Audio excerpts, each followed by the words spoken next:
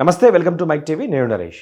ప్రస్తుతం మనతో పాటుగా ఉన్నారు రైతు స్వరాజ్య వేదిక రాష్ట్ర కమిటీ మెంబర్ కన్నెకంటి రవి గారు. ఆయనతో మాట్లాడదాం. ఎందుకంటే రాష్ట్రంలో ఇప్పుడు అందరూ దీని మీద అంటే ఏం జరగబోతుందని వెయిట్ చేస్తున్నారు. రైతు బంధు విషయానికి వచ్చేసరికి రైతులకు ఇస్తామని చెప్తున్నారు, కౌలు రైతులకు ఇస్తామని చెప్తున్నారు, అలాగే కూలీ రైతులకు కూడా రైతు బంధుని అమలు చేస్తామని చెప్తున్నారు. మరి ఏ క్రైటీరియాని బేస్ చేసుకొని వీళ్ళందరినీ ఐడెంటిఫై చేస్తారనేది పెద్ద క్వశ్చన్ మార్క్గా మారింది. దీని మీద అందరూ ఆలోచిస్తున్నారు. మరి దీనికి రైతు స్వరాజ్య వేదికగా ఏ రకంగా ఎంపిక చేసే అవకాశం ఉంటుంది, ఎవరిని ఎంపిక చేస్తే నిజంగా రైతులకు కానీ, రైతు కూలీలకు కానీ, కౌలు రైతులకు కానీ మేలు జరుగుతుంది అనేది ఆయన మాటల్లో తెలుసుకునే ప్రయత్నం చేద్దాం. నమస్తే రవి గారు, వెల్కమ్ టు మైక్ టీవీ.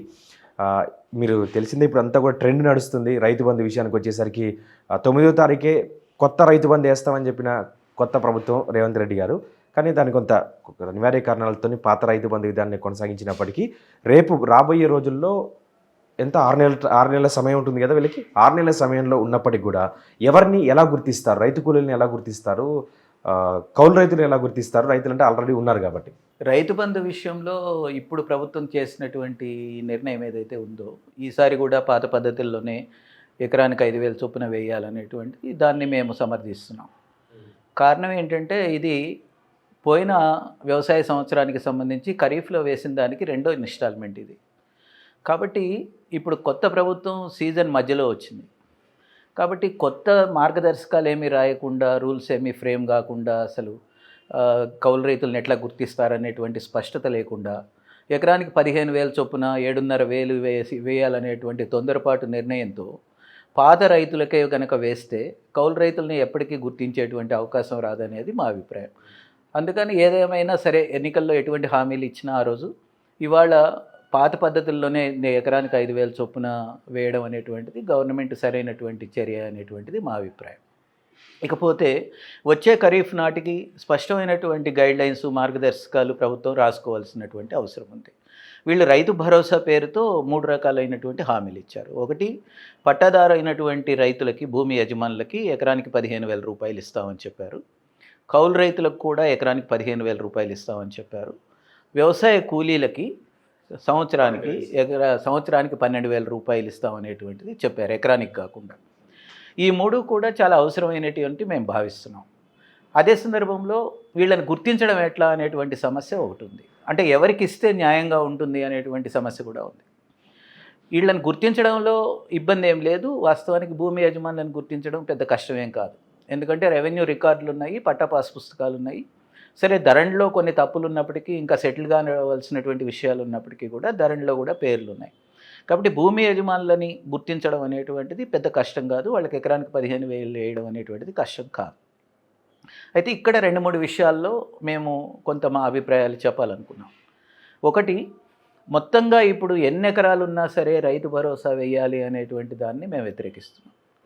దీన్ని ఖచ్చితంగా భూమి మీద పరిమితి పెట్టాలి, లిమిటేషన్ పెట్టి వాళ్ళకి మాత్రమే సహాయం చేయాలనేటువంటిది మేము అనుకుంటున్నాం. 10 ఎకరాలు వరకు వేస్తే మంచిదనేటువంటి చర్చ జరిగింది. కానీ మా వరకు మేము అభిప్రాయపడుతున్నది ఏమిటంటే, 75-80% మంది రైతులు 3 హెక్టార్ల లోపు వాళ్ళే ఉన్నారు. అంటే కనీసం 7.5 ఎకరాల లోపు వాళ్ళే ఉన్నారు. 7.5 ఎకరాలకి 10 ఎకరాలకి మధ్య ఇంకొక 10-15% కూడా ఉండరు. ఆ తర్వాత 10 ఎకరాల పైనటువంటి వాళ్ళు సంఖ్యరీత్యా ఒక 2-3% ఉంటారు. కాబట్టి ఒక 75-80% రైతుల్ని కవర్ చేయడానికి 7.5 ఎకరాల వరకు పరిమితం చేస్తే కూడా సరిపోతుందనేది మా అభిప్రాయం. దీనికి 2 కారణాలు ఉన్నాయి. ఒకటి, రేషన్ కార్డు ఇవ్వడానికి, ఒక పేద కుటుంబంగా భావించి రేషన్ కార్డు ఇవ్వడానికి 3 ఎకరాల మెట్ట, 7.5 ఎకరాల 3 ఎకరాల మాగాణి, 7.5 ఎకరాల మెట్టని ప్రాతిపదికగా పెట్టుకుంటారు. అట్లాగే ఇప్పుడు పెన్షన్ ఇవ్వడానికి, ఆసరా పెన్షన్ని, దానికి కూడా అలాగే పెట్టుకున్నారు. 3 ఎకరాల మాగాణి, 7.5 ఎకరాల మెట్ట ఉంటే తర్వాత పెన్షన్ రాదు ఒకవేళ దాటితే. అట్లా ఒక సంక్షేమ స్కీములకు సంబంధించి 2 విషయాలు ఉన్నాయి కనుక రైతు భరోసా సహాయాన్ని అందించడానికి కూడా 7.5 ఎకరాల వరకు పెట్టుకుంటే సరిపోతుందనేది మా అభిప్రాయము. ఒకవేళ ప్రభుత్వం ఇంకా రాజకీయంగా కూడా ఆలోచించి 10 ఎకరాల వరకు మేము ఇద్దామని అనుకుంటే మాకు అభ్యంతరం ఏమీ లేదు. రెండవది, వ్యవసాయమే ప్రధాన వృత్తిగా కలిగిన వాళ్లకు మాత్రమే రైతు భరోసా వేయాలనేది మా అభిప్రాయం. ఊర్లో ఉండి వ్యవసాయం చేస్తున్న కుటుంబాలకు మాత్రమే రైతు భరోసా వేయాలి. అంతేగాని వ్యవసాయం వృత్తిగా కానటువంటి కుటుంబాలకి, ఏదో ఒక రకమైన వృత్తిల్లో ఉండి అక్కడ ఆదాయాలు పొందుతూ అక్కడ ఆస్తులు సంపాదించుకుంటున్న వాళ్ళు ఇక్కడ వ్యవసాయ భూమి ఉన్నంత మాత్రాన వాళ్ళందరికీ రైతు భరోసా సహాయం చేయాలనేటువంటిది సరైనది కాదనేది మా అభిప్రాయం. మూడవది, వాస్తవ సాగుదారులు ఎవరైతే ఉంటారో ఒక పర్టికులర్ సీజన్లో కానీ ఒక సంవత్సరంలో కానీ వాళ్ళని కరెక్ట్గా గుర్తించి వాళ్ళకి రైతు భరోసా సహాయం చేయడం అనేటువంటిది న్యాయమైందనేటువంటిది మా అభిప్రాయం. ఈ మూడు, ఒకటి భూమి మీద లిమిటేషన్ పెట్టడము, వ్యవసాయం ప్రధాన ఆదాయం కలగని వాళ్ళకి వేయకుండా ఉండడము, మూడోది వాస్తవ సాగుదారులు ఎవరైతే మీరు ఉంటారో చెప్పిన వాళ్ళని. ఈ 3 పాయింట్లలో ఆల్రెడీ కేటీఆర్ కూడా చెప్పారు దీని లిమిటేషన్ని పరిశీలిస్తామని ఎన్నికల హామీల్లో. ఈ కొత్త గవర్నమెంట్ కూడా అదే దిశగా వెళ్ళే అవకాశం కనిపిస్తుంది. రెండో పాయింట్ విషయానికి వచ్చేసరికి, రెండో పాయింట్లో ఎవరైతే వాస్తవంగా సాగు చేస్తున్నారో అంటే అక్కడే దాన్నే ప్రధాన వృత్తిగా పెట్టుకున్నారో వాళ్ళకే, ఓనర్లకే రైతు భరోసా ఇవ్వమని చెప్తున్నారు. అది కూడా ఆలోచిస్తున్నామని చెప్తున్నారు. మూడో పాయింట్ వచ్చేసరికి కౌలు రైతులు ఎవరైతే వాస్తవంగా సాగుదారులు వాళ్ళకి ఇవ్వాలని చెప్తున్నారు. కానీ ఇక్కడ పెద్ద సమస్య ఏంటంటే ఇప్పుడు ముగ్గురికి ఇస్తా అని చెప్తున్నారు కదా, దీంట్లో ఎవరికి ఇస్తారు? ఒకటి, ఎప్పుడైనా సరే ప్రభుత్వాలకి బడ్జెట్ లిమిటేషన్స్ ఉంటాయి. బడ్జెట్కి ఒక పరిమితి ఉంటుంది. 1,80,000 కోట్ల రూపాయలు మనకి రాష్ట్ర ఆదాయం ఉంది, అన్ని రకాల ఆదాయము కలిపి. దాంట్లో అన్ని రకాల సెక్టార్స్కి కూడా బడ్జెట్ కేటాయింపులు చేయించాల్సి ఉంటుంది. కాబట్టి లబ్ధిదారుల ఎంపిక ఎట్లా ఉండాలనేది ప్రభుత్వాలు ఎప్పుడైనా ఆలోచించాలి, న్యాయంగా ఉండాలి. ఎవరైతే నిజంగా లబ్ధి జరగాలో వాళ్ళని ఎంపిక చేయడం అనేటువంటిదే ప్రభుత్వం జెన్యూన్గా చేయాలి. ఆ జెన్యూన్గా ఎంపిక చేసినటువంటి వాళ్ళకు మాత్రమే సహాయం చేయాలి. అప్పుడు మాత్రమే బడ్జెట్లు సరిపోతాయి. మేము రాజకీయంగా ఆలోచిస్తాము, ఓట్ల రీత్యా ఆలోచిస్తాము అనుకునేటువంటి ఏ ప్రభుత్వం అయినా సరే బడ్జెట్కి మించి హామీలు ఇస్తుంది. బడ్జెట్కి మించి హామీలు ఇచ్చినప్పుడు అమలు చేయలేక చాలా హామీలని వదిలేస్తుంది. మేము అందుకే రైతు భరోసా విషయంలో కూడా మేమేమనుకుంటున్నామంటే, మా స్పష్టమైనటువంటి అభిప్రాయంగా మేము అనుకుంటున్నది ఏంటంటే, ఇది పెట్టుబడి సహాయం కనుక పెట్టుబడి సహాయం అనేటువంటిది ఎవరైతే పొలంలోకి దిగి పంట పండించడానికి పెట్టుబడి అవసరమో వాళ్ళకి సహాయం చేయగలిగితే ఈ నిధులు సద్వినియోగం అవుతాయి అనేటువంటి వాళ్ళని ఎట్లా ఐడెంటిఫై చేయాలి? ఐడెంటిఫై చేయడం అనేటువంటిది పెద్ద సమస్య కాదు. ఎందుకంటే ఈ రాష్ట్రంలో ఇవాళ అనేక రకాల ప్రభుత్వ శాఖలు ఉన్నాయి, అనేక రకాల చట్టాలు కూడా ఉన్నాయి. గ్రామ పంచాయతీ సెక్రటరీ నుంచి రెవెన్యూ సిబ్బంది వరకు గ్రామ స్థాయిలో కూడా పనిచేసేటువంటి సిబ్బంది ఉన్నారు. వ్యవసాయ శాఖ ఏఈఓ స్థాయి అధికారులు కూడా ఉన్నారు. మూడవది, చట్టాలు ఉన్నాయి. ఉదాహరణకి పట్టాదారులు ఎవరు అనేది ధరణి చట్టం చెప్తుంది. కౌలు రైతులు ఎవరు అనే దాన్ని గుర్తించడానికి ఒక పద్ధతిని 2011లో వచ్చినటువంటి భూ అధీకృత సాగుదారుల చట్టం చెప్పింది. దాని పేరు లైసెన్స్డ్ కల్టివేటర్స్ యాక్ట్ 2011లో. ఆ చట్టం ఏం చెప్పిందంటే, ప్రతి సంవత్సరం ఫిబ్రవరి 1 నుంచి మే 31 లోపు ప్రతి గ్రామంలో కూడా రెవెన్యూ శాఖ వాళ్ళు దండోర వేయాలి, కౌలు రైతుల నుంచి దరఖాస్తులు తీసుకోవాలి. నేరుగా దరఖాస్తులు కూడా తీసుకోవచ్చు, మీ సేవా ద్వారా కూడా తీసుకోవచ్చు. అట్లా తీసుకున్న దరఖాస్తులన్నింటినీ పోగు చేసి గ్రామంలోకి వెళ్ళి గ్రామసభ పెట్టాలి. గ్రామ సభలో కనుక గ్రామస్తులు ఎవరైనా సరే నిజమే ఈయన కౌలు రైతు, ఈమె కౌలు రైతు, ఈమెకి సహాయం చేయాలి, ఈయనకి మీరు కౌలు రైతుగా గుర్తించవచ్చు అనేటువంటిది చెబితే వాళ్ళకి లోన్ ఎలిజిబిలిటీ కార్డ్ అంటారు, రుణ అర్హత కార్డు, దాని పేరు ఎల్ఈసి కార్డు అంటారు. ఆ కార్డుని ఇవ్వాలి అనేటువంటిది ఆ చట్టం చెప్పింది. దీనికి టైం లైన్ కూడా పెట్టింది, ఫిబ్రవరి 1 నుంచి మే 31 వరకు. ఆ పరిధి లోపల కార్డులు ఇచ్చినటువంటి రైతుల లిస్టుని ఎంఆర్ఓ ఆఫీసుల్లో విడిగా మెయింటైన్ చేయాలనేది కూడా ఆ చట్టం చెప్పింది. అంటే మీరు పట్టాదారు పాస్బుక్ చట్టం ప్రకారం 13వ నంబర్ కాలంగా అనుభవదారు కాలంలో ఈ పేర్లు రాయకపోయినా సరే ఒక విడి రిజిస్టర్ని ఎంఆర్ఓ ఆఫీసులో మెయింటైన్ చేయాలి అని చెప్పింది. చెప్పి ఇంకో మాట కూడా ఏం చెప్పారంటే, ఈ లిస్టుని బ్యాంక్ అధికారులకు పంపాలి. వాళ్ళు పంట రుణాలు ఇచ్చేటప్పుడు ఆ సర్వే నెంబర్ మీద ఓనర్ చేస్తున్నాడా, కౌలు రైతుకి ఏమైనా గుర్తింపు కార్డు జారీ అయిందా అనేది చూసి ఎవరు సాగు చేస్తుంటే వాళ్ళకి పంట రుణం ఇవ్వాలి అనేది కూడా ఆ చట్టం చెప్పింది.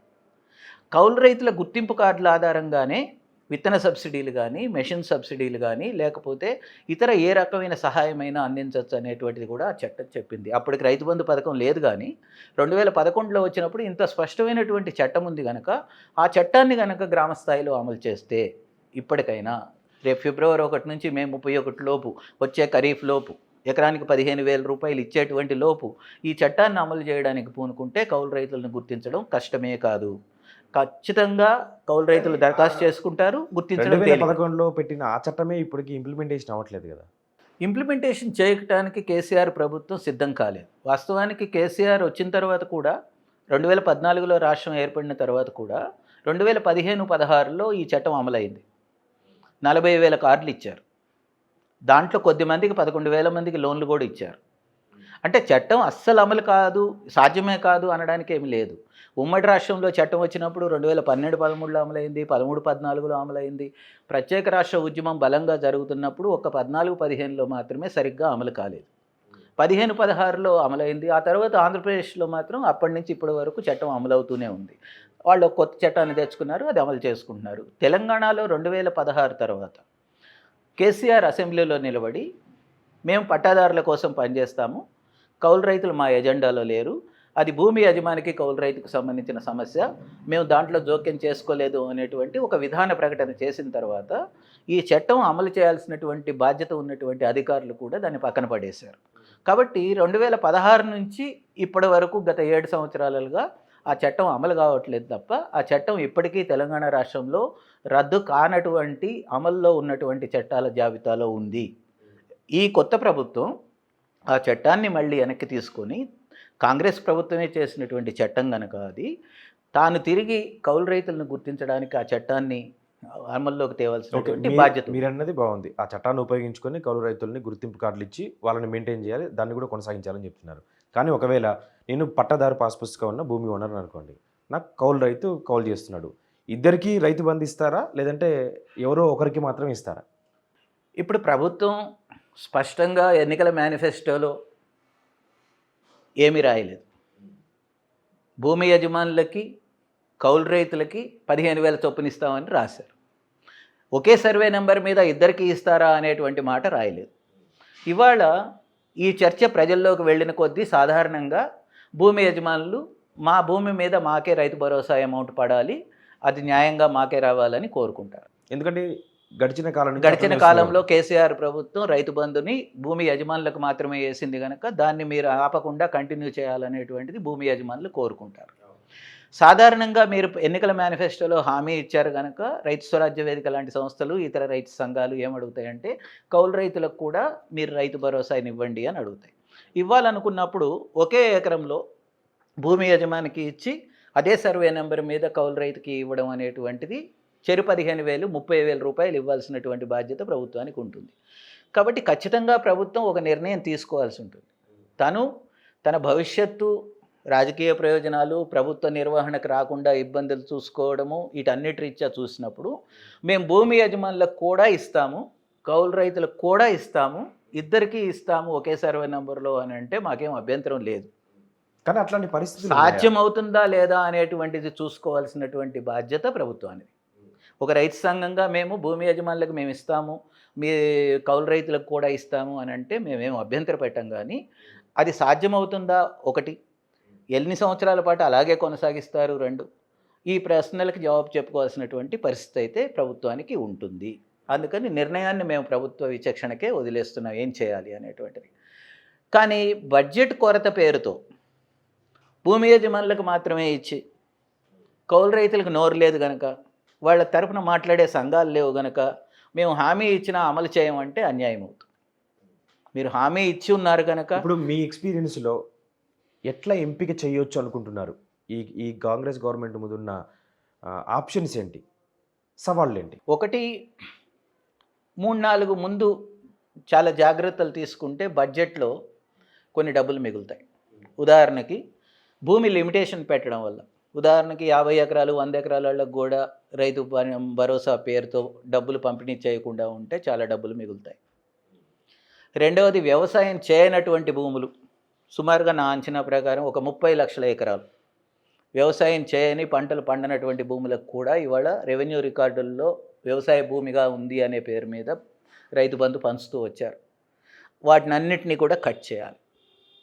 మూడవది, వ్యవసాయమే ప్రధాన వృత్తిగా లేనటువంటి వాళ్ళ చేతుల్లో వ్యవసాయ భూములు ఉన్నాయి. వాళ్ళందరూ డాక్టర్లుగా, టీచర్లుగా, లెక్చరర్లుగా, ప్రొఫెసర్లుగా రాజకీయ నాయకులుగా, సినిమా కళాకారులుగా, ఎన్ఆర్ఐలుగా రకరకాల రూపాల్లో ఉన్నారు. వాళ్ళందరూ వ్యవసాయమే వృత్తి కాదు, గ్రామాల్లో ఉండి వ్యవసాయం చేయట్లేదు కనుక వాళ్ళకి ఇచ్చేటువంటి రైతు బంధుని కట్ చేయాలి.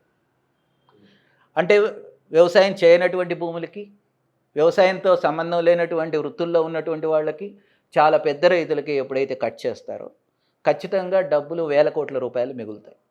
ఈ వేల కోట్లని మీరు కౌలు రైతుల రూపంలో వాళ్ళని గుర్తించి వాళ్ళు సాగు చేస్తున్నటువంటి భూమికి మీరు రైతు భరోసా ఇవ్వడానికి అవకాశం ఉందనేది మొదటి మాట. అందుకని మీరు ఏమీ కట్ చేయకుండా పాత పద్ధతుల్లోనే మేము అందరికీ ఇస్తాం, అందరికీ మర్యాదస్తుల్లాగా ఉందామని మీరు అనుకుంటే మీరు ఎల్లకాలము ఈ బడ్జెట్ కేటాయింపులతో రైతు భరోసాని నడపలేరు. మీరు ఖచ్చితంగా లిమిటేషన్స్ తేవాల్సి ఉంటుంది. ఖచ్చితంగా జెన్యూన్గా ఎవరైతే న్యాయంగా వ్యవసాయం చేస్తున్నారో లిమిటేషన్లు పెట్టే అవకాశం కనిపిస్తుందా? ఖచ్చితంగా ఉందని మేము అనుకుంటున్నాము.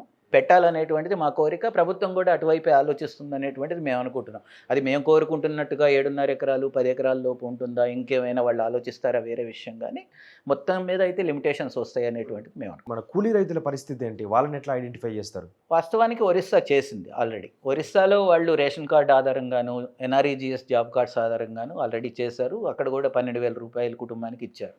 ఇక్కడ కూడా మేము 2 రకాల ప్రతిపాదనలు ప్రభుత్వం ముందు పెడుతున్నాము. ఒకటి, 1 ఎకరం లోపు రైతులందరికీ వ్యవసాయ కూలీనే ప్రధాన ఆదాయం.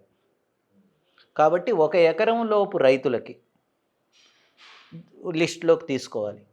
ఆ 1/2 ఎకరమో, 1/2 ఎకరమో, 10 గుంటలో అట్లా ఉంటుంది వాళ్ళకి.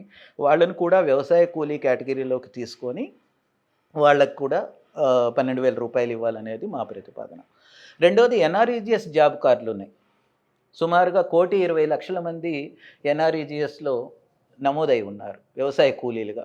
దాంట్లో కొంతమంది రైతులు కూడా ఉన్నారు, భూమి ఉన్నటువంటి వాళ్ళు కూడా ఉన్నారు. వాళ్ళందరికీ ఎట్లాగూ రైతు భరోసా వస్తుంది. వాళ్ళని మినహాయిస్తే మిగిలిన వాళ్ళు కొంతమంది వ్యవసాయ కూలీలుగా ఉంటారు. అయితే చాలా సందర్భాలలో వ్యవసాయ కూలీలుగా నమోదు చేసుకుంటారు, కానీ ఎన్ఆర్ఈజీఎస్ జాబ్ కార్డులలో వాళ్ళు పనికి వెళ్ళరు. పనికి ఏదైనా 1 రోజో 2 రోజులో రిపోర్ట్ చేసినా సరే ఒక పర్టికులర్ సంవత్సరంలో వాళ్ళని గుర్తించాలి. అట్లాంటి వాళ్ళు ఒక 50 లక్షల మంది ఉన్నారనుకోండి ఉదాహరణ.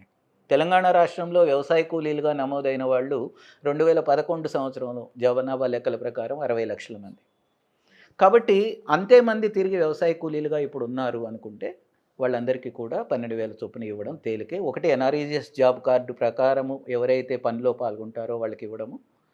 1 ఎకరం లోపు ఉన్నటువంటి చాలా కొద్దిపాటి భూమి మాత్రమే కలిగినటువంటి వాళ్ళను కూడా ఈ కేటగిరీలో గుర్తించి వాళ్ళకి 12,000 రూపాయలు ఇవ్వడం అనేటువంటిది మా అభిప్రాయం. సార్, రైతు ఆత్మహత్యలకు సంబంధించి తెలంగాణ రాష్ట్రం ఏర్పడ్డప్పటి నుంచి ఇప్పటి వరకు పెద్ద ఎత్తున అనేక రకాలుగా మాటలు మనకు వినిపిస్తూ ఉన్నాయి. తెలంగాణ రాష్ట్రం ఏర్పడిన తర్వాత అసలు రైతు ఆత్మహత్యలే జరగట్లేదు అంటూ కేసీఆర్ గారు చెప్పిన పరిస్థితి కనిపించింది. మరోవైపు గతంలో రైతు ఆత్మహత్యలకి ఎక్స్గ్రేషియా ఇవ్వాలి అని చెప్పినప్పుడు బీహార్లో రైతులకి ఇచ్చారు, బీహార్లో చనిపోయిన వాళ్ళకి ఇచ్చారు.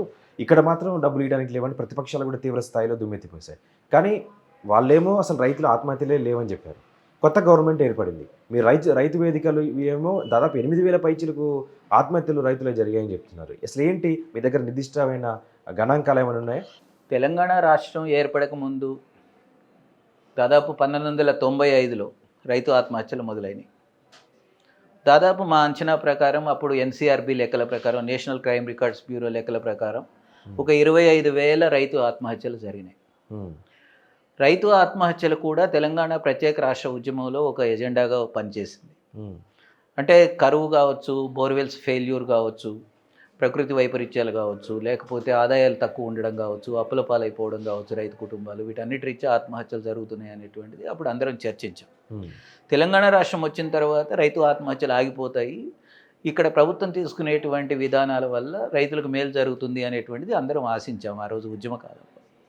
కానీ విషాదం ఏమిటంటే 2014 జూన్ 2 నుంచి 2022 వరకు, 2023 ఆ డేటా మన దగ్గర లేదు, 2022 వరకు దాదాపు 8,000 మంది రైతులు మళ్ళీ ఆత్మహత్య చేసుకున్నారు.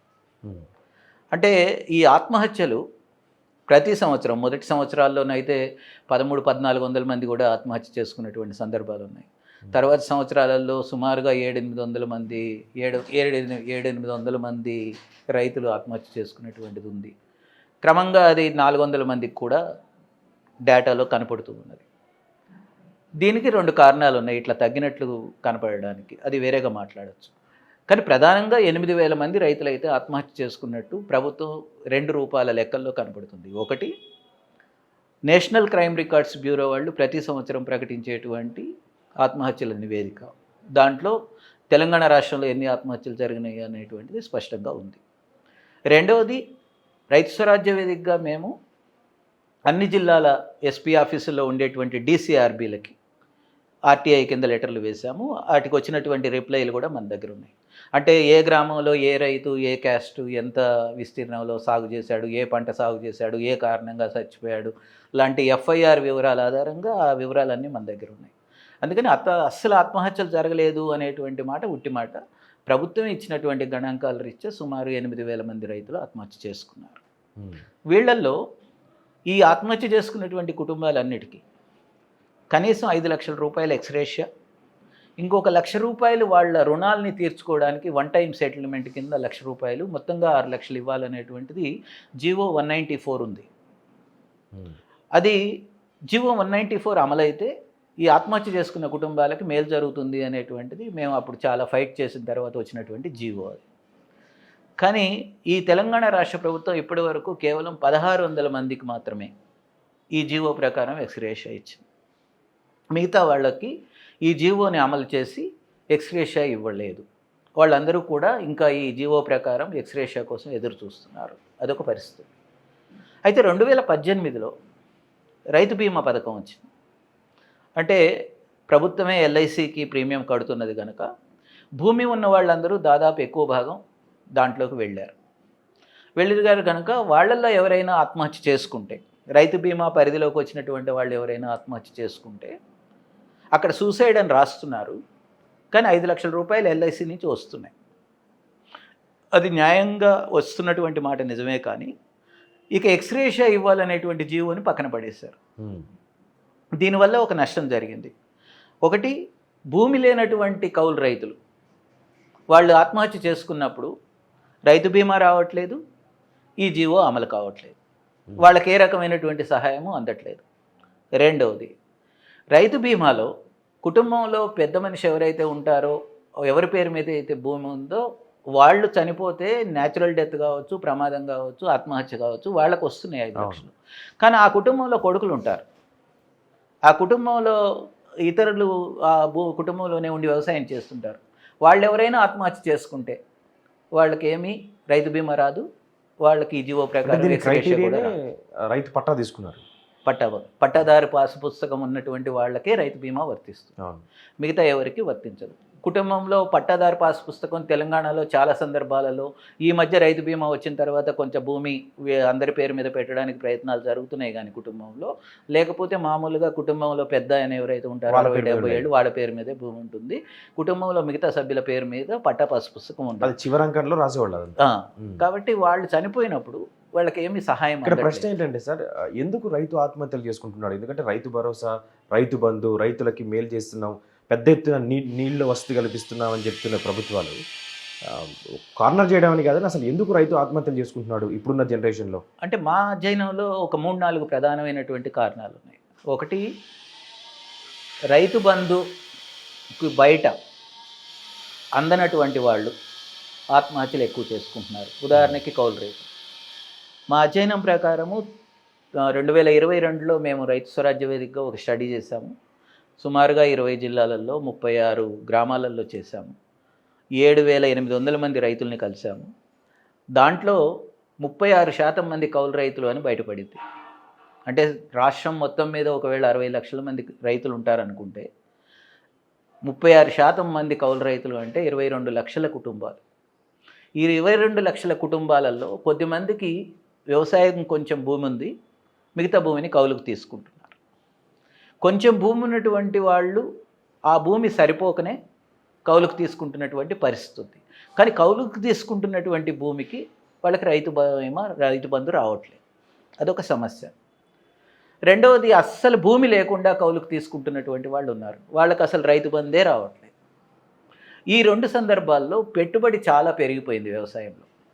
పురుగు మందుల ఎరువుల రేట్లు పెరగడం ఒకటే కాదు, కౌలు రేట్లు దాదాపు మా స్టడీలో బయటపడింది, వరికి కానీ పత్తికి కానీ ఎకరానికి 15,000 రూపాయలు సగటున ఇవాళ కౌలు ఉంది.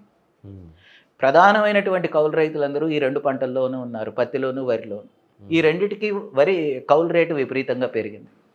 మూడవది కూలీ సాపేక్షికంగా అంతకు ముందు కంటే పెరిగింది. గతంలో 300-350 రూపాయల కూలీ ఉండేది, అది 500కి చేరింది.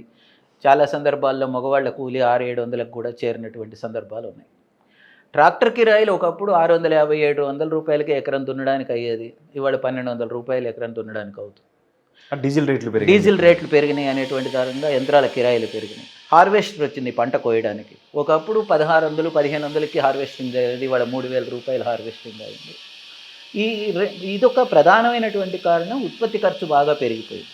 భూమి కౌలు రేటు పెరగడము, సాపేక్షికంగా కూలి రేట్లు పెరగడము, యంత్రాల కిరాయిలు పెరగడము, మొత్తంగా ఉత్పత్తి ఖర్చు పెరగడం అనేటువంటిది జరిగింది. కానీ రైతు కుటుంబానికి ప్రకటిస్తున్నటువంటి ఏదైతే మద్దతు ధరలు ఉన్నాయో, చాలా పంటల్లో అసలు ప్రభుత్వం కొనది కనుక మద్దతు ధరలు అందట్లేదు. చాలా తక్కువ రేటుకే బయట ప్రైవేట్ వ్యాపారులకి మార్కెట్లో అమ్ముకోవాల్సి వస్తుంది. ఆ పంటలు పండించే రైతులందరూ ఎప్పుడూ నష్టపోతూనే ఉన్నారు. అది పెసర కావచ్చు, కంది కావచ్చు, మినుము కావచ్చు, వేరుశెనగ కావచ్చు, వాళ్ళు ఎవరికి ఎంఎస్పి రావట్లేదు. తక్కువకే వాళ్ళు ప్రభుత్వం కొనదు, ప్రైవేట్ వ్యాపారులు తక్కువ రేటు పెట్టుకుంటున్నారు కనుక వాళ్ళు నష్టపోతున్నారు. ఈవెన్ వరిలో కూడా ఉదాహరణకి పోయిన సంవత్సరం వరకు 2,000 రూపాయలు ఎంఎస్పి ఉంది, కానీ 10% తేమ పేరుతో కట్ చేశారు. 10% కట్ చేయడం అంటే 200 రూపాయలు కట్ చేయడం. అంటే కేవలం 1,800 రూపాయలు మాత్రమే రైతుకి ధరగా అందింది. కేవలం క్వింటాల్కి 1,800 రూపాయలు అందితే 20 క్వింటాళ్ళు పండితే 36,000 రూపాయలు ఆదాయం. కానీ ప్రభుత్వమే చెప్పినటువంటి ఉత్పత్తి ఖర్చు 45,000 రూపాయలు. వాటికి మైనస్లో ఉంటారు. అది కౌలు రైతు అయితే మరింత యాడ్ చేసుకోవాలి, 15,000 ఇంకా అదనంగా యాడ్ చేసుకోవాలి, అంటే నిరంతరం మైనస్లో ఉంటారు. ఇది ఒక మేజర్ కారణం. ఉత్పత్తి ఖర్చు ఎంత పెరుగుతుందో దానికి అనుగుణంగా మద్దతు ధరలు లేకపోవడం వల్ల రైతుకు ఆదాయం పడిపోయింది. మూడవది, ప్రకృతి వైపరీత్యాలు విపరీతంగా పెరుగుతున్నాయి. క్లైమేట్లో చేంజ్ వచ్చింది, వాతావరణంలో మార్పులు వచ్చినాయి, దానివల్ల హెవీ రైన్స్ పడుతున్నాయి. ఒకప్పుడు 90 రోజులు వర్షం పడేది సంవత్సరంలో మనకి, ఇవాళ సగటున వర్షం పడుతున్నటువంటిది 45 రోజులు సంవత్సరంలో. పడినప్పుడే హెవీ రైన్స్ పడుతున్నాయి, భారీ వర్షాలు పడుతున్నాయి. అంటే ఒకప్పుడు 30 మిల్లీమీటర్లు 40 మిల్లీమీటర్లు వర్షం పడేది, ఇవాళ 200 మిల్లీమీటర్ల వర్షం పడుతుంది. ఒకేసారి పడిన రోజు విపరీతంగా పడడం వల్ల పంటలన్నీ డ్యామేజ్ అయిపోతున్నాయి. పంటలు మునిగిపోవడం కావచ్చు, కొట్టుకుపోవడం కావచ్చు, కుళ్ళిపోవడం కావచ్చు, ఇవన్నీ కూడా జరుగుతున్నాయి. కానీ తెలంగాణ రాష్ట్రంలో 2020 సంవత్సరం నుంచి పంటల బీమా పథకాన్ని తీసేశారు. దానివల్ల రైతుకి నష్టపోయినటువంటి సందర్భంలో ₹1 కూడా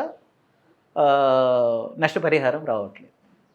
కాబట్టి ఒకటి, ఉత్పత్తి ఖర్చు పెరిగింది, 2 ధరలు అందట్లేదు, 3వది ప్రకృతి వైపరీత్యాల వల్ల పంట నష్టం జరిగితే ₹1 కూడా నష్టపరిహారం జరగట్లేదు. ఇవన్నీ కలిపి ఒక రైతు కుటుంబం దగ్గర అక్యుములేట్ అయితే, ఇవన్నీ పోగు చేస్తే నష్టమే మిగులుతుంది అంతిమంగా. కాబట్టి ఏమవుతుంది, రైతు ఒక 2 సంవత్సరాలు 3 సంవత్సరాలు ఇలాంటి కారణాల రీత్యా ఒకవేళ నష్టపోతే ఇక ఆ కుటుంబం తీర్చలేనంత అప్పులోకి వెళ్ళిపోతున్నారు.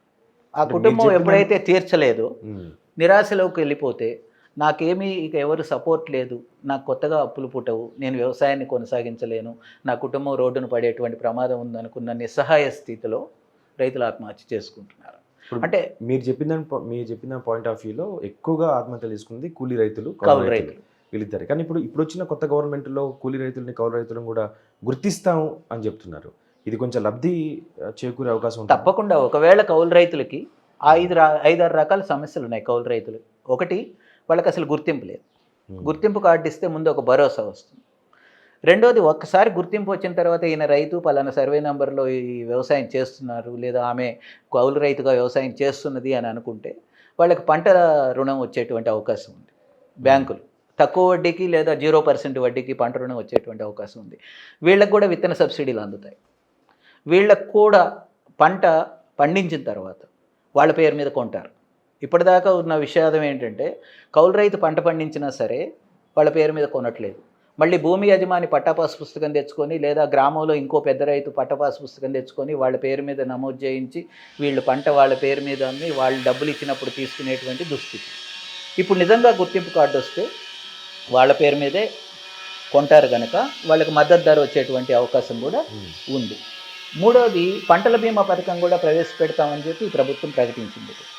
కాబట్టి పంటల బీమా పథకాన్ని ఒకవేళ ప్రవేశపెడితే కౌలు రైతుల గుర్తింపు కార్డులు ఉన్న వాళ్ళు కూడా పంటల బీమా పరిధిలోకి వస్తారు. కాబట్టి పంట నష్టపోయినప్పుడు వాళ్ళకు కూడా నష్టపరిహారం అందుతుంది.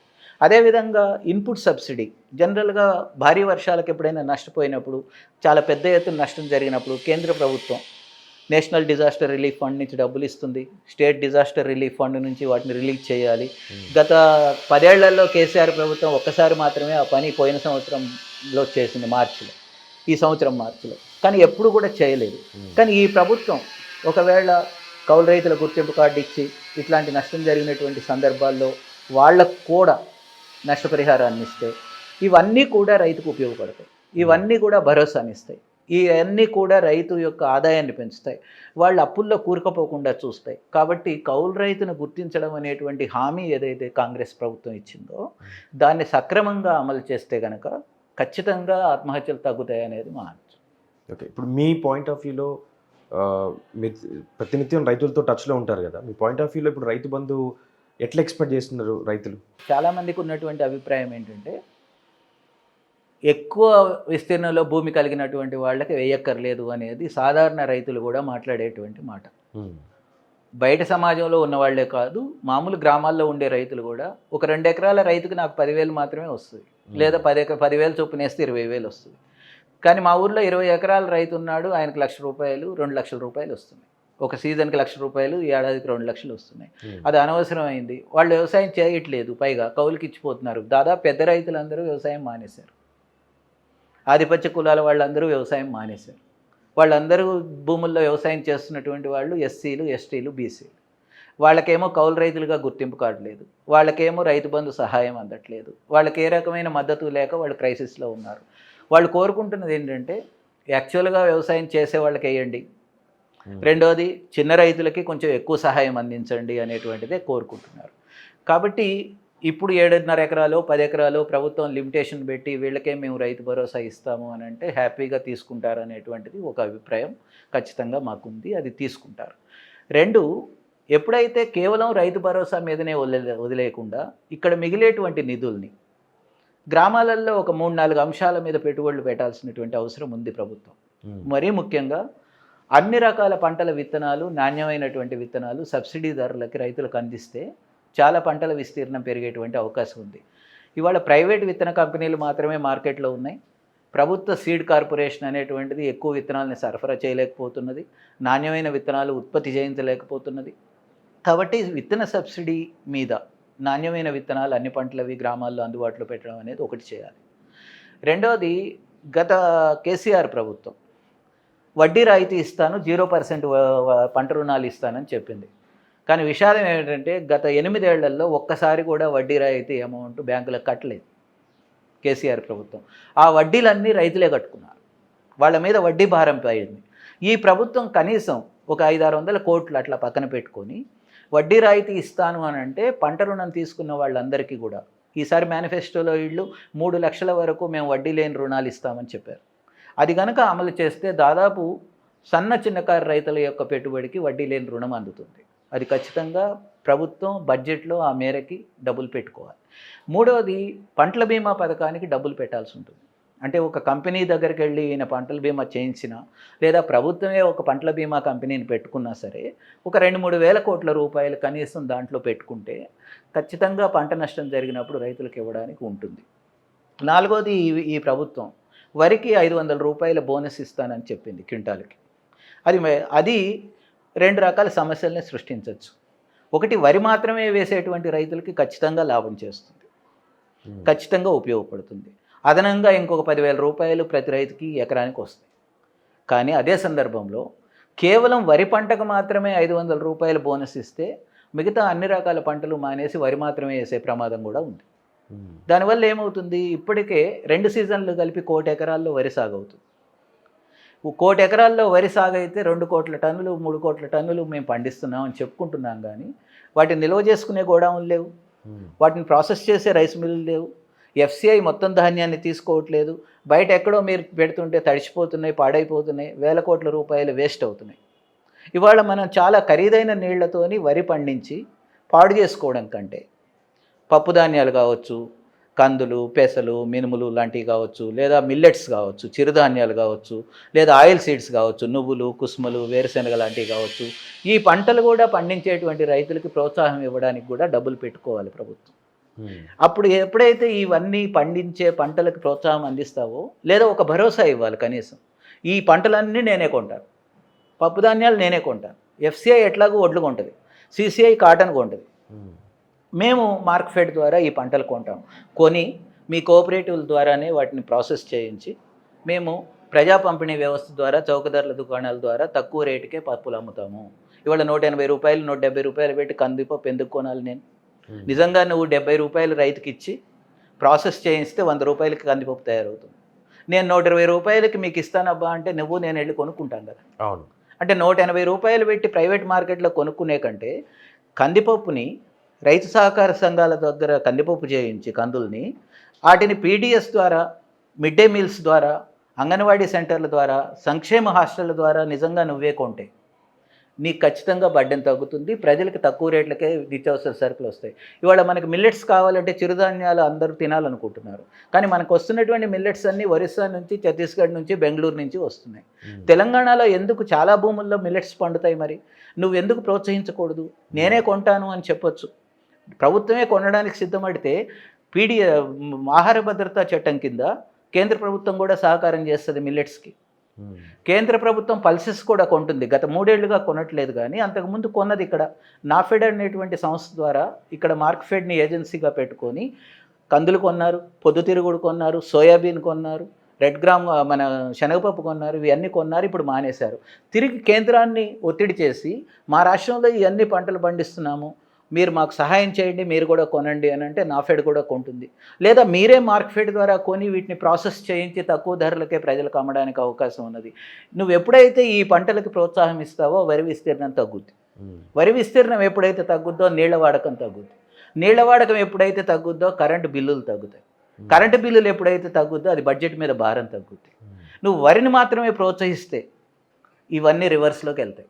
నీళ్ళు ఎక్కువ వాడతారు, కరెంట్ ఎక్కువ వాడతారు, లిఫ్ట్ ఇరిగేషన్ ఎక్కువ చేయాలి, లిఫ్ట్ ఇరిగేషన్కి వచ్చిన కొద్దీ కరెంట్ బిల్లు కట్టాలి, బడ్జెట్ మీద భారం పెరుగుతుంది.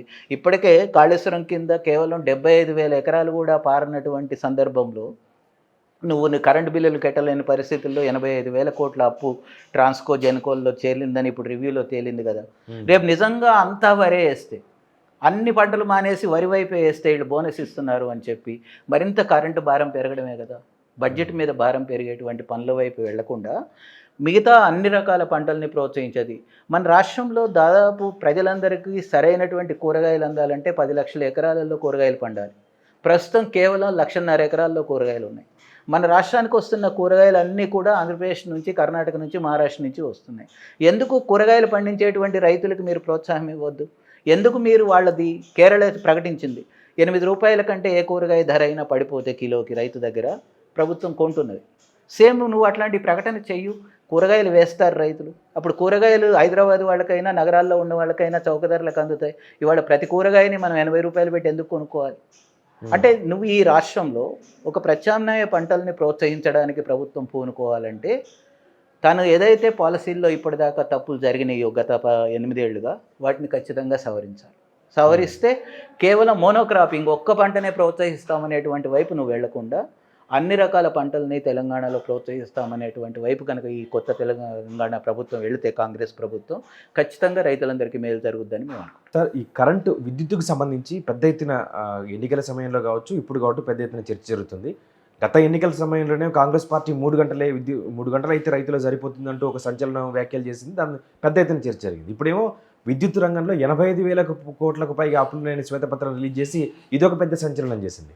ఇప్పుడు రైతులకు 24 గంటల కరెంటు కొనసాగిస్తామని ప్రభుత్వం చెప్తున్నప్పటికీ విద్యుత్ రంగానికి సంబంధించి రైతులకి ఎట్లా చెప్తారు? రైతులకు కావాల్సింది విద్యుత్ కాదు, వాస్తవానికి నీళ్లు కావాలి. నీళ్లు కూడా ఎన్ని కావాలి అనేటువంటి చర్చ సరిగ్గా జరగట్లేదు అనేది నా అభిప్రాయం. తెలంగాణ రాష్ట్రానికి ఉండేటువంటి పరిమితి ఏమిటంటే, మన పీఠభూమి కనుక, నదులన్నీ కింద ప్రవహిస్తున్నాయి కనుక ఖచ్చితంగా లిఫ్ట్ చేయాల్సిందే. కాబట్టి లిఫ్ట్ చేయడానికి విద్యుత్ కావాల్సింది.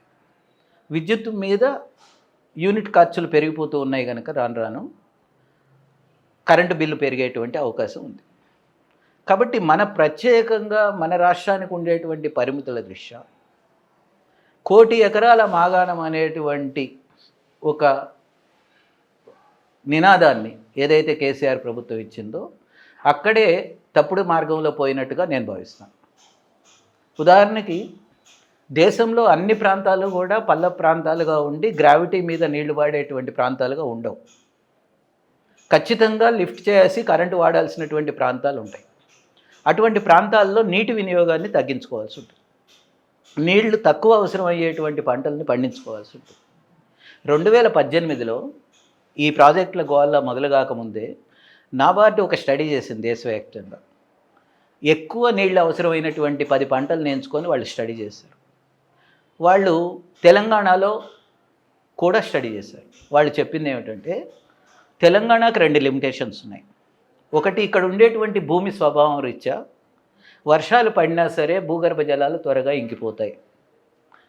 భూమికి నీటిని పట్టి ఉంచేటువంటి లక్షణం చాలా తక్కువ ఉంది కాబట్టి నీళ్లు తక్కువ వాడాలి. రెండవది, మీరు పీఠభూమిగా ఉన్నారు, నీళ్లు కింద ఉన్నాయి కనుక లిఫ్ట్ చేయాల్సిన పరిస్థితి కనుక మీ నీళ్లు చాలా ఖరీదైనవి. అంత ఖరీదైన నీళ్ళని తీసుకొచ్చి మీరు వరిని కనుక పత్తి కనుక లేదా ఇంకొక నీళ్ళు ఎక్కువ అవసరమైనటువంటి పంటలను కనుక పండిస్తే మీకు అసలు గిట్టుబాటు కాదు. కాబట్టి తెలంగాణ రాష్ట్రానికి పప్పుధాన్యాలు, నూనె గింజలు, చిరుధాన్యాలు, కూరగాయలు ఈ 4 సూట్ అయ్యేటువంటి పంటలు. క్రమంగా మీరు వరి నుంచి పత్తి నుంచి బయటకు రండి అని చెప్పి ఆ నివేదిక చెప్పింది. కానీ ఇక్కడ మనకి వరి పండిన భూములకే ధర ఎక్కువ కదా. వరి పండే భూములకు కాదు. ఇవాళ ఏ భూమి అయినా తీసుకోండి, గుట్టలు, కొండలు, రాళ్ళు, రాప్పలు ఉన్నాయి కూడా 10 లక్షలు అవుతున్నాయి. అంటే ఇది ఏదో పంటలు పండుతున్న దాన్ని బట్టి పెరుగుతున్నటువంటి ధరలు కాదు. ఇది ఒక స్పెక్యులేటివ్ మార్కెట్గా మారింది. భూమి మీద అందరూ బ్లాక్ మనీ పెడుతున్నారు తీసుకువెళ్ళి అనేటువంటిది ఒక సమస్య. కాబట్టి పంటలు పండిన దాన్ని బట్టి విలువలు పెరగట్లేదు. భూమికి సాధారణంగా భూమి విలువ పెరుగుతుంది. దానికి అనేక కారణాలు. నాబార్డు చెప్పినటువంటి ఈ రిపోర్ట్ని రాష్ట్ర ప్రభుత్వం పట్టించుకోలేదు. విషాదం ఏమిటంటే నాబార్డులో ఇంకో వింగ్ ఉంటుంది, rural infrastructure development fund, RIDF అంటారు. వాళ్ళు ప్రాజెక్టులు కట్టడానికి లోన్లు ఇచ్చారు. అదే నాబార్డు ఏమో ఒకవైపు వద్దని చెప్పింది, నీళ్ళు ఎక్కువ అవసరం అయ్యే పంటలు వేయకండి అని చెప్పింది. ఇంకొక వింగ్ ఏమో లోన్లు ఇచ్చి ప్రాజెక్టులు కట్టుకోమని చెప్పింది. ఈయన ప్రాజెక్టులు కట్టారు. ఉదాహరణకి కాళేశ్వరం ప్రాజెక్టు, సరే అది ఇవాళ ఏమైంది, అది ఎందుకు కుంగింది, ఇదంతా పక్కన పెడితే దాని మీద సుమారుగా 1,20,000 కోట్లు ఇన్వెస్ట్ చేశారు.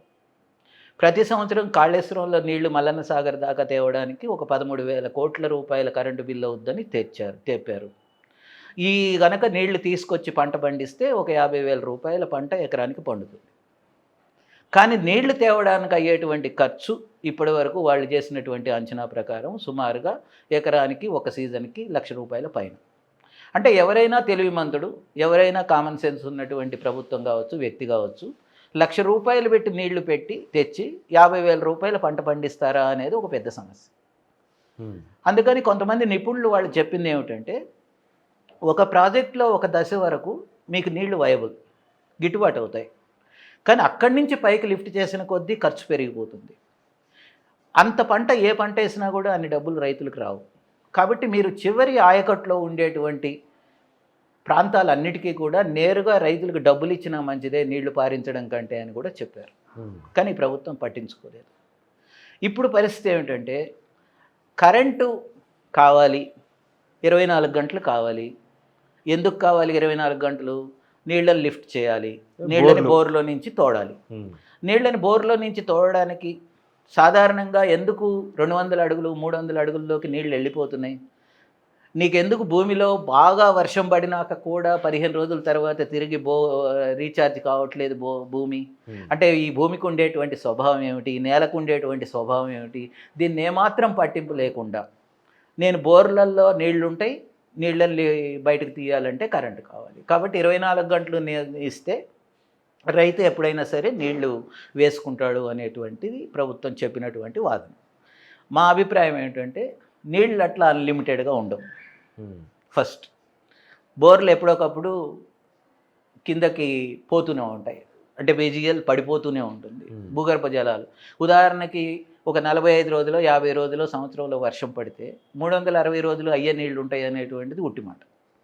కాబట్టి నీ భూగర్భ జలాలు ఎప్పటికీ నీళ్లు ఉండాలంటే ఏమిటి, నువ్వు కొంచెం పరిమితంగానే నీళ్లు బోర్వెల్ నుంచి బయటకు తీసి వాడుకోవాలి. పరిమితంగానే తీయాలంటే ఏమిటి, నీళ్లు నిలగట్టే పద్ధతిలో వరి పండించకూడదు. ఇప్పుడు ఇంత లోతులో ఒక కాలు లోతులో నువ్వు నీళ్ళని నిలగట్టి వరి పండిస్తున్నారు. ఎందుకు పండిస్తున్నారు ఆ వరి నల్లగా? కలుపు రాకుండా ఉండడానికి నీళ్లు పెడతారు రైతులు. కలుపు ఎందుకు రాకుండా ఉండాలి? కూలీలతో తీయించాలంటే కలుపుకి చాలా ఖరీదు కనుక కలుపు రాకుండా ఉండడానికి నీళ్లు కట్టాలి. కానీ నీళ్లు ఎన్ని కావాలి? దాదాపు ఒక హెక్టార్కి 60 లక్షల లీటర్ల నీళ్లు కావాలి. 60 లక్షల లీటర్లు రావాలంటే 600 మిల్లీమీటర్ల వర్షం పడాలి. 600 మిల్లీమీటర్ల వర్షం పూర్తిగా మన భూమిలో ఇక్కడే పడితేనేమో మంచిదే. కానీ మన నీళ్ళన్నీ ప్రవహించి వెళ్ళిపోతాయి. మనం నీళ్ళన్నీ నదుల్లో నుంచి వాగుల్లో నుంచి మళ్ళీ పెద్ద నదికి వెళ్తాయి. అక్కడి నుంచి మళ్ళీ కరెంటు ఖర్చు పెట్టి మనం లిఫ్ట్ చేసుకొని వస్తాం. కాబట్టి నీళ్లు నిలగట్టేవన్నీ కూడా ఖరీదైన నీళ్లు. నీ బోర్వెల్లో నీళ్ళైనా లిఫ్ట్ చేసుకొచ్చిన నీళ్ళైనా వర్షపు నీళ్ళు కాదు, డబ్బులు ఖర్చు పెట్టి తెచ్చినటువంటి నీళ్లు. ఈ నీళ్లతో పండించేటువంటి పంట ఎప్పుడైనా కూడా చాలా ఖర్చు ఎక్కువ అవుతుంది. కాబట్టి నువ్వు పప్పు ధాన్యాలు, నూనె గింజలు, చిరుధాన్యాలు, కూరగాయలు ఇట్లాంటివి వేసుకుంటే, ఆరుతడి పంటలు వేసుకుంటే నీకు రోజు ఒక 10-12 గంటలైనా బోర్వెల్ నడిస్తే చాలు. నీ భూగర్భ జలాలు అడుగంటిపోవు, నీ కరెంటు ఖర్చు తగ్గుతుంది, నువ్వు అన్ని రకాల పంటలు పండించిన వాళ్ళు అవుతావు. అయితే ఈ పంటలు పండించడానికి ఇవాళ నాణ్యమైన విత్తనాలు లేవు, ప్రభుత్వ ప్రోత్సాహం లేదు, ప్రభుత్వం సేకరించదు, కోతులు అడవులు లాంటి అడవి పందులు లాంటి సమస్యలు ఉన్నాయి. వీటన్నిటినీ పరిష్కరించడానికి ప్రభుత్వం సిద్ధం కాదు కనుక అందరూ చాలా సింపుల్గా మెషినరీ వచ్చేసింది దున్నడానికి, హార్వెస్ట్ చేయడానికి, కెమికల్స్ వచ్చేసినాయి కలుపు చంపడానికి, నీళ్లు కట్టేస్తే కలుపు రాదు. కాబట్టి చాలా సింపుల్గా పండించగలిగినటువంటి పంటగా వరి మారిపోయింది కనుక అందరూ అటు వెళ్ళారు. ప్రభుత్వం సేకరణ నిజంగా వరిలో ఉండదు, ఇతర పంటల్లో ఉంటుంది అని అంటే ఆ వైపు వెళ్తారు. రైతు ఏం కోరుకుంటాడు? వరి పండించాలని ఆయనకేం షౌకు. రైతు ఈ ఒక్క వరి పంటకు మాత్రమే ప్రభుత్వ సహకారం ఉంది కనుక, రైస్ మిల్లింగ్ వ్యవస్థ ఉంది కనుక, సేకరణ పద్ధతి ఉంది కనుక, మద్దతు ధరతో కొంటున్నారు కనుక రైతు వేస్తున్నాడు. మిగతా అన్నిటికి కూడా ఇటువంటి సపోర్ట్ సిస్టమ్స్ ఏర్పాటు చేస్తే ఖచ్చితంగా ఆ పంటలు కూడా వేస్తారు. కానీ నువ్వు ఆ పంట లేకుండా ఎప్పుడైతే వరి మీద వెళ్తావో వరికి నీళ్ళు అవసరం, నీళ్ళు కావాలంటే వరి మూల కారణం. రెండవది పత్తి. సైంటిస్టులు చాలా స్పష్టంగా చెప్పారు, తెలంగాణ భూముల్లో నీళ్లు ఎక్కువ వాడితే పత్తి ఎక్కువ వస్తుంది, వర్షాధార భూముల్లో దిగుబడి తక్కువ వస్తుంది. కాబట్టి నీళ్లు ఉండాలి, రెడ్ సాయిల్స్ ఉండాలి, బ్లాక్ కాటన్ సాయిల్స్ ఉండాలి, అప్పుడు వరి బాగా వస్తుంది. కాబట్టి ఇసుక భూముల్లో కూడా పత్తి వేసి నీళ్లు ప్రవహించి పారించి మేము పత్తి పండించాలని చూస్తున్నటువంటి రాష్ట్రం ఇది. సాయిల్లో బలం లేదు, ఇసుక భూములు, పత్తి సరిగ్గా రాదు అని తెలిసినా కూడా నీళ్లు ఉన్నాయి కనుక పత్తి వేస్తుంది. కానీ 4-5 క్వింటాళ్ళ కంటే ఒకవేళ పత్తి పండకపోతే ఎకరానికి, ఒకవేళ 7,000 రూపాయలు ఇన్వెస్ట్మెంట్ అయినా కూడా, ఆదాయం వచ్చినా కూడా 5 క్వింటాళ్ళు ఇంటూ 7,000 చొప్పున 35,000 రూపాయలు ఆదాయం వస్తుంది పత్తికి. కానీ దాని మీద పెట్టేటువంటి ఖర్చు 45,000 రూపాయలు. ఎందుకంటే ఎక్కువ మందులు కొట్టాల్సిన అవసరం ఉంటుంది దానికి. 45,000 రూపాయలు ఖర్చు పెట్టి 35,000 రూపాయలు పత్తి ఎవరైనా పండిస్తే దాన్ని ఏమంటాము? 1,00,000 రూపాయలు పెట్టి కరెంటు బిల్లు కట్టి 50,000 రూపాయలు వరి పండిస్తే దాన్ని ఏమంటాము? ఇవన్నీ కామన్ సెన్స్ కలిగినటువంటి అంశాలు అనమ్మను. కానీ రైతులు ఎందుకు పత్తి వైపు వరి వైపు వెళ్ళిపోతున్నారు అనేటువంటిది లోతైనటువంటి అధ్యయనం చేయాలి. రైతులకు నచ్చజెప్పేటువంటి మెకానిజం ఉండాలి. ఇతర పంటలు రైతులు వేస్తే మేము కొంటాము, మీకు భరోసాగా ఉంటామని చెప్పగలిగినటువంటి ప్రభుత్వం ఉండాలి. అప్పుడు నీళ్ల ఖర్చు తగ్గుద్ది. నీళ్ల ఖర్చు తగ్గితే కరెంటు వినియోగం తగ్గుద్ది. కరెంటు వినియోగం తగ్గితే కరెంటు బిల్లులు తగ్గుతాయి. అప్పుడు 24 గంటలు కరెంటు మేము బయట రాష్ట్రాల నుంచి కొని డిస్కమ్లని, డిస్ట్రిబ్యూషన్ కంపెనీలని, ట్రాన్స్కోలని అప్పుల పాలు చేస్తామనేటువంటి దురవస్థ రాదు. ఎప్పుడైతే నీ కరెంటు పొదుపుగా వాడడం, పగలపూట వాడడం అనేటువంటి దానికి వస్తుందో, ఆ మేరకే పంటల విస్తీర్ణాలని నువ్వు నిర్దేశించుకొని పండిస్తావో అప్పుడు కరెంటు మీద పెట్టేటువంటి ఖర్చు తగ్గుతుంది. డిస్కమ్లు అప్పుల పాలు కాకుండా ఉంటాయి. నువ్వు 12 గంటల 24 గంటల అనేటువంటి సూత్రం ఏంటి? నువ్వు ఏ పంట వేస్తున్నావు, ఏ పంటకి ఎన్ని నీళ్లు కావాలి, ఆ నీళ్లు తేవడానికి ఎంత కరెంటు కావాలి అనేటువంటిది కదా నువ్వు లెక్కేయాల్సింది. తెలంగాణలో ఏ పంట పండిస్తే వైబుల్గా ఉంటుంది, గిట్టుబాటు అవుతుంది రైతుకైనా ప్రభుత్వానికైనా అనేటువంటిది కదా నువ్వు చర్చించాల్సింది. 24 గంటల 12 గంటల 14 గంటల అనేటువంటిది చర్చిస్తున్నారు. విషయము అసలు విషయం చుట్టూతమా అనేసి 24 గంటలు మాట్లాడుతున్నాయి. రెండవది విపరీతమైనటువంటి సన్లైట్ ఉండేటువంటి ప్రాంతం మనకి. కాబట్టి ఖచ్చితంగా సోలార్ ఎనర్జీ వైపు వెళ్ళాలి. సోలార్ ఎనర్జీ మోటార్ పంప్ సెట్లు రావాలి. సబ్సిడైజ్డ్ రేట్ల మీద రైతులకి అవి అందాలి. ఖచ్చితంగా పొలాల మీద కూడా సన్లైట్ని ఉపయోగించుకొని బోర్లు నడవగలిగితే కరెంటు బిల్లులు తగ్గుతాయి. సన్లైట్ దాదాపు 12 గంటలు ఉండేటువంటి ప్రాంతం మనం. పొద్దున 6 నుంచి సాయంత్రం 6 దాకా సూర్యరశ్మి ఉంటుంది. కాబట్టి ఖచ్చితంగా బోర్వెల్స్ నడుస్తాయి. రాత్రిపూట నడవు. ఇవాళ నువ్వు 24 గంటలు కరెంట్ ఇవ్వాల్సిన అవసరమే లేదు. అప్పుడు 12 గంటల పాటు పట్టపగలు సన్లైట్ ఆధారంగా నువ్వు ఏదైతే సోలార్ ఎనర్జీని ప్రొడ్యూస్ చేసి బోర్వెల్స్కి ఇస్తావో దాని మీద ఇన్వెస్ట్ చేస్తే కాళేశ్వరం మీద పెట్టాల్సిన అవసరమే లేదు. ఒకటి, కాళేశ్వరం నీళ్ళు ఎందుకు పెట్టావు నువ్వు 1,00,000 కోట్లు? నీళ్లు తీసుకొచ్చి పారిస్తావని. కానీ నీ బోర్వెల్స్ని రీఛార్జ్ చేయడానికి 2 సమస్యలు ఉన్నాయి. ఎందుకు భూమిలోకి అసలు నీళ్లు ఇంకట్లేదు? ఎందుకు ప్రవహించి నదుల్లోకి వెళ్ళిపోతున్నాయి? నీ భూములు గట్టిగా రాయిలాగా అయిపోయినాయి. ఎందుకు గట్టిగా రాయిలాగా అయిపోయినాయి? తెలంగాణ రాష్ట్రంలో విపరీతమైనటువంటి రసాయనాల వినియోగం ఉంది. అది డిఏపి కావచ్చు, యూరియా కావచ్చు, ఫాస్ఫేట్ కావచ్చు, ఎన్పికే అంటాం, వీటిని వాడకం ఉంది. ఎప్పుడైతే రసాయనిక ఎరువులు ఎక్కువ వాడతారో భూమి గట్టిగా అయిపోతుంది. భూమిలో నీళ్ళు ఇంకా వస్తాయి. సున్నప్రాయి దాంట్లో ఉంటుంది కాబట్టి భూమిలోకి నీళ్ళు ఇంకా వస్తాయి. భూమిలోకి ఎప్పుడైతే నీళ్ళు ఇంకవో పడిన వర్షం 600 మిల్లీమీటర్లు పడినా ప్రవహించి వెళ్ళిపోతుంది. కింద భూమిలోకి ఇంకపోతే భూగర్భ జలాలు పెరగవు. ఒకవేళ భూగర్భ జలాలు పెరగకపోయినా భూమిలో ఉండేటువంటి మాయిశ్చర్ని పట్టి ఉంచేటువంటి లక్షణమే దానికి లేదు కనుక త్వరగా ఎండిపోతూ ఉంటుంది. త్వరగా ఎండిపోతుంది కనుక పద్దాక బోర్స్ నడపాలి. పద్దాక బోర్లు నడిపితే కరెంటు ఖర్చు. అంటే నువ్వు భూమిలో సేంద్రియ కర్బనం అంటాం, మాయిశ్చర్ని పట్టుకొని ఉంచుకునేటువంటి లక్షణం. అంటే సేంద్రియ ఎరువు వాడాలి, పచ్చిరోట ఎరువులు వేయాలి, పశువుల ఎరువులు వేయాలి. ఇవన్నీ వేస్తే రసాయనిక ఎరువులకు ప్రత్యామ్నాయంగా భూమికి ఒక నీటిని పట్టు ఉంచుకునేటువంటి లక్షణం వస్తుంది. అప్పుడు నువ్వు వర్షం పడిన నీళ్ళన్నీ అక్కడ ఉంటాయి, మాయిశ్చర్ ఉంటుంది భూమికి. ఏ పంటకైనా కావాల్సింది మాయిశ్చరే తప్ప నీళ్లు కాదు. ఈవెన్ వరికి కూడా తేమ సరిపోతుంది, నీళ్ళు అవసరం లేదు. చాలా పంటలకి తేమ సరిపోతుంది, నీళ్ళు అవసరం లేదు. కానీ భూమిలో తేమ నిలబడే లక్షణం లేదు కనుక ప్రతిసారి నీళ్లు పారిస్తున్నాం. ప్రతిసారి నీళ్లు పారించడానికి మనం బోర్లని నడిపించాల్సినటువంటి పరిస్థితి, కరెంటు ఎక్కువ వాడుతున్నటువంటి పరిస్థితి.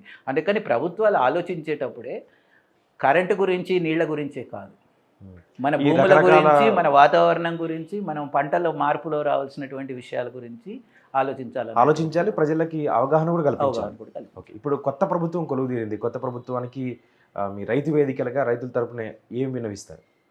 ఒకటి, రైతు స్వరాజ్య వేదికగా మేము ఒక 4-5 అంశాల మీద దృష్టి పెట్టాలనేది కోరుకుంటున్నాం. ఒకటి, తెలంగాణ రాష్ట్రంలో 50% గ్రామీణ జనాభాకి 1 సెంటు కూడా భూమి లేదు. వాళ్ళందరూ వ్యవసాయాన్ని ఉపాధిగా ఎంచుకుందాం అనుకుంటున్నారు, కానీ వాళ్ళ చేతుల్లో భూమి లేదు. కాబట్టి వాళ్ళందరూ కౌలు రైతులుగా మారుతున్నారు. కాబట్టి కౌలు రైతుల సంఖ్య తగ్గి వాళ్ళకి న్యాయం జరగాలంటే వ్యవసాయాన్ని వృత్తిగా ఎంచుకునేటువంటి వాళ్ళకి భూమి అందాలి, భూమి పంపిణీ జరగాలి. భూగరిష్ట పరిమితి చట్టం ఏదైతే ఉందో 1973, ఆ చట్టం అమలు కావాలనేటువంటిది మేము మొదట కోరుతున్నాం. వాస్తవంగా ఈ భూమి అనేటువంటిది సహజ వనరు కనుక ఈ సహజ వనరులు వ్యవసాయం చేసే వాళ్ళ చేతుల్లోనే ఉండాలనేది మా అభిప్రాయం. ఎవరు పడితే వాళ్ళ దేశాల వాళ్ళు వచ్చేసి తెలంగాణలో భూమి కొనుక్కుందామని అనుకుంటున్నారు. గ్రామీణ ప్రజలు 1 ఎకరం భూమి కూడా కొనుక్కోగలిగిన పరిస్థితి లేదు. కాబట్టి గ్రామీణ ప్రజలకి వ్యవసాయాన్ని జీవనోపాధిగా ఎంచుకునే వాళ్ళకి భూమి హక్కుగా ఉండాలంటే ఇక్కడ భూమి సిస్టంలో మార్పు రావాల్సినటువంటి మొదటి. రెండవది, ఒకవేళ ఈ సమస్య పరిష్కారం అయ్యేలోపు భూమి సమస్య, కౌలు రైతులైతే ఉన్నారు కనుక వాళ్ళని గుర్తించడము, వాళ్ళకు అన్ని రకాల హక్కులు కల్పించడము, రైతు భరోసాతో సహా అన్ని రకాల సహాయం చేయడం అవసరం అనేది రెండవది. మూడవది, నాణ్యమైనటువంటి విత్తనాలు ఇవ్వడం. విత్తనాలు ఒకవేళ కల్తీ వస్తే కఠినంగా శిక్షించేటువంటి ఒక విత్తన చట్టం ఉండడం ఈ రాష్ట్రానికి అవసరం అనేది మేము అనుకుంటున్నాం. నాలుగవది, దేశంలో అత్యధికంగా ఎరువులు వాడుతున్నటువంటి రాష్ట్రంగా ఇది ఉంది. 670 కిలోలు ఎకరానికి వాడుతున్న జిల్లాలు ఉన్నాయి. అవన్నీ ఇట్లాగే వాడితే రాబోయే కాలంలో కూడా విపరీతమైనటువంటి వాతావరణ కాలుష్యం వస్తుంది, భూములు పాడైపోతాయి, నీళ్లు పాడైపోతాయి, భూగర్భ జలాలు పాడైపోతాయి, మనుషుల ఆరోగ్యాలు పాడైపోతాయి. కనుక ఖచ్చితంగా సేంద్రియ వ్యవసాయం వైపు రాష్ట్రాన్ని తీసుకువెళ్ళాలి. అందుకు ప్రణాళికలు ఉండాలి. గత 10 ఏళ్లుగా అది ఎప్పుడు ఆలోచించలేదనేది మా అభిప్రాయం.